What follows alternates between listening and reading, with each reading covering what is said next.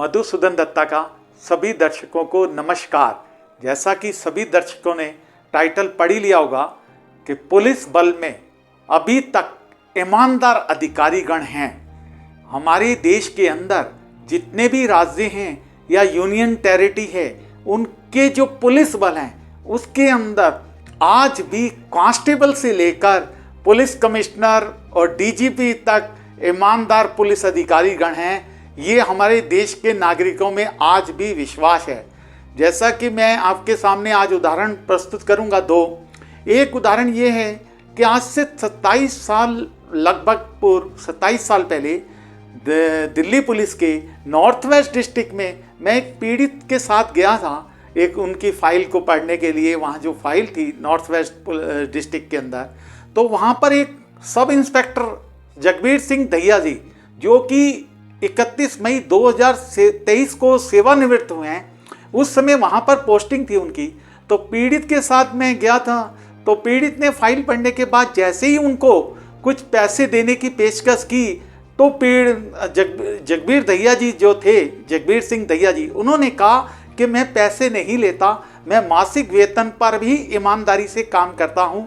तो मेरे को उस दिन बहुत ही गर्व हुआ कि आप भी पुलिस के अंदर ईमानदार अधिकारीगण हैं जो बिल्कुल भी 1 रुपये की रिश्वत नहीं लेते। और वो पीड़ित ने उनसे माफ़ी मांगी कि मैं अपनी गलती की माफ़ी मांगता हूँ। और अभी मेरे जस्ट कुछ समय पहले एक और मामला मैंने ऐसा देखा कि जहाँ पर पुलिस बल के अंदर ईमानदारी से कार्य कर रहे हैं और एक पैसे का भी रिश्वत की तरफ ध्यान नहीं है उनका भी बिल्कुल, और कानून के प्रति एकदम जो उन्होंने शपथ ली होती है पुलिस पासिंग आउट परेड के समय कि मैं कानून का पालन करूंगा और उच्च अधिकारियों का आदेश का पालन करूंगा, तो उसी शपथ के अनुसार पुलिस बल के अंदर आज भी पुलिस अधिकारी अपना कर्तव्य पालन कर रहे हैं। ऐसा ही एक उदाहरण मेरे को देखने को मिला कि पीछे कुछ समय पहले एक नागरिक ने मेरे को आके कहा कि मेरे विरुद्ध पुलिस थाने में एफआईआर में मेरा नाम लिख दिया गया है, जबकि मेरा कोई अपराध के अंदर कोई रोल नहीं था। मैं जो आपराधिक घटना घटी थी उस समय किसी कारण से वहाँ पर पहुँचा था थोड़ी देर बाद, और मैंने किसी की सहायता के लिए गया था, लेकिन मेरा एफआईआर के अंदर नाम आ गया है, ऐसा मेरे को सोशल मीडिया से पता लगा, उसने बताया नागरिक ने। तो मैंने कहा कोई बात नहीं, जिस दिन भी आपको इस केस के अंदर नोटिस आए तो आपके साथ मैं पुलिस स्टेशन चलूँगा और जो भी होगा मैं आपकी सहायता के लिए खड़ा रहूँगा। तो ऐसे ही हुआ उस केस के अंदर। जब उस नागरिक को नोटिस आया पुलिस स्टेशन से उपस्थित होने के लिए, तो मैं उस नागरिक के साथ गया।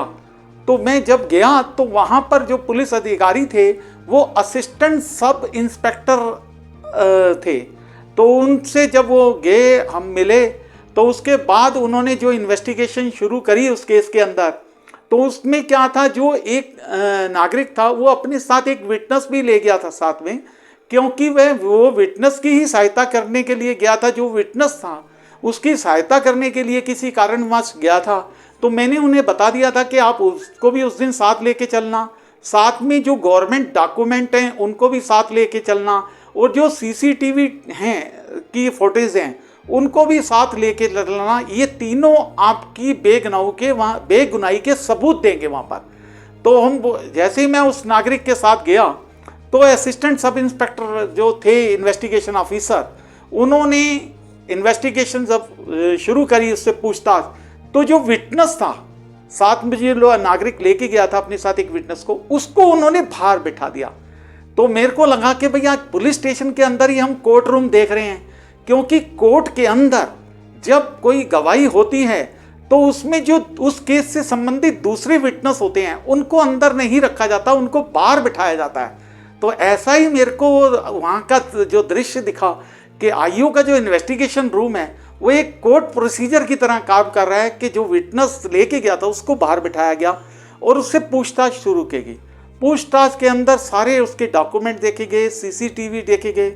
उसके बाद फिर दोबारा से उन्हें दूसरे विटनेस को बाहर से बुलाया गया, उससे पूछताछ की गई, और पूछताछ करने के बाद करीब 4 घंटे ये पूछताछ चली। और 4 घंटे की ये पूछताछ के अंदर मैं भी वहाँ उपस्थित था। और पूछने के बाद उन्होंने कहा कि हाँ, आप इस केस के अंदर आपका नाम आया है। तो ये उन्होंने ये भी पूछा उससे, जो जिसका नाम था एफआईआर में, नागरिक से, कि भाई तुम्हारा नाम किस कारण से लिखा है, मोटिव क्या है उसका तुम्हारा नाम लिखवाने का। तो उन्होंने मोटिव भी बताया कि ये कारण से वो मेरे से द्वेष की भावना रखता है, तो इस कारण से उसने अपने मोटिव ये के कारण नाम लिखवाया है।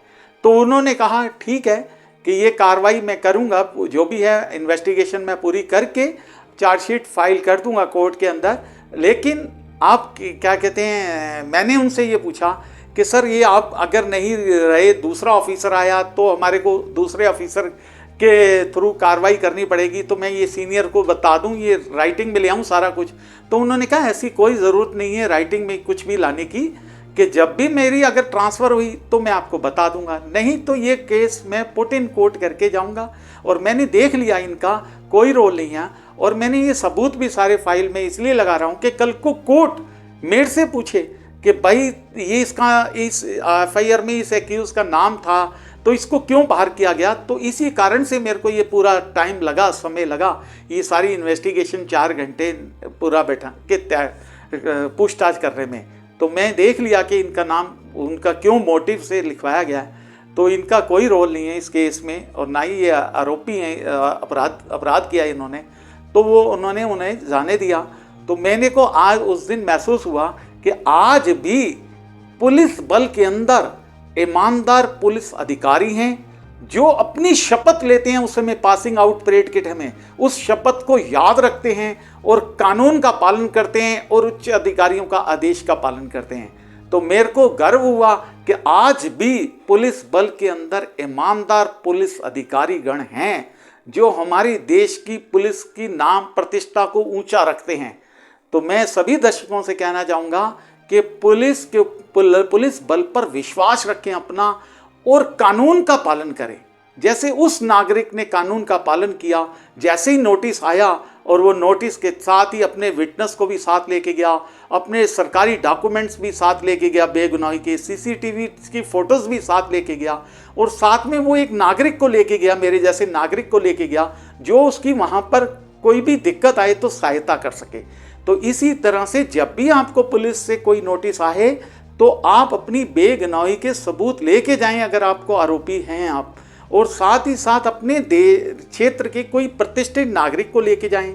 आप अपने एडवोकेट को भी साथ ले जा सकते हैं, और प्रतिष्ठित नागरिक को भी साथ ले जा सकते हैं किसी भी पुलिस स्टेशन के अंदर जब आपको नोटिस आए तो जैसे वो लेके गया। और मेरे को अनुभव हुआ आज कि भाई पुलिस बल में आज भी ईमानदार अधिकारी हैं, गण हैं, और पूरी ईमानदारी से इन्वेस्टिगेशन करते हैं। ये मेरे को आज गर्व हुआ। और ये भी साथ साथ मैं आपको बताना चाहूँगा कि अगर असिस्टेंट सब इंस्पेक्टर रैंक का वो अधिकारी अगर ईमानदारी से कार्य नहीं करता और कानून के मुताबिक कार्य नहीं करता तो उसके लिए भी उपचार था, क्योंकि हमारे देश के सुप्रीम कोर्ट ऑफ इंडिया ने क्रिमिनल अपील नंबर 1485 जो कि 2008 का है, ये नंबर 1485 क्रिमिनल अपील नंबर 2008 का, उसकी जजमेंट दी थी 7 जनवरी 2014 को। ऑनरेबल सुप्रीम कोर्ट की डबल बेंच ने जजमेंट दी थी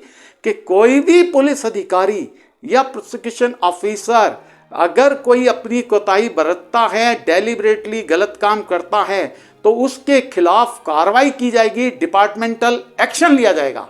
तो यहाँ पर मैं ये भी बताना चाहता हूँ कि अगर असिस्टेंट सब इंस्पेक्टर रैंक का वो पुलिस ऑफिसर अगर ईमानदारी से कार्य नहीं करता तो ऑनरेबल सुप्रीम कोर्ट की रूलिंग के मुताबिक उसके खिलाफ डिपार्टमेंटल एक्शन कराया जा सकता। तो इसीलिए सभी दर्शकों से मेरा निवेदन है कि पुलिस बल का सम्मान करें।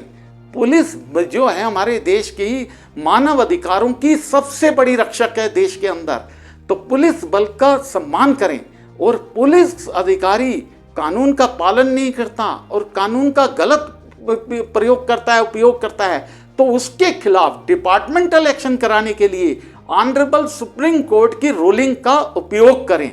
सभी दर्शकों से निवेदन है मेरा कि इस वीडियो को अधिक से अधिक शेयर करें ताकि नागरिकों में जानकारी आए और साथ ही साथ प्रत्येक नागरिक पुलिस बल का सम्मान करे। सभी दर्शकों का धन्यवाद।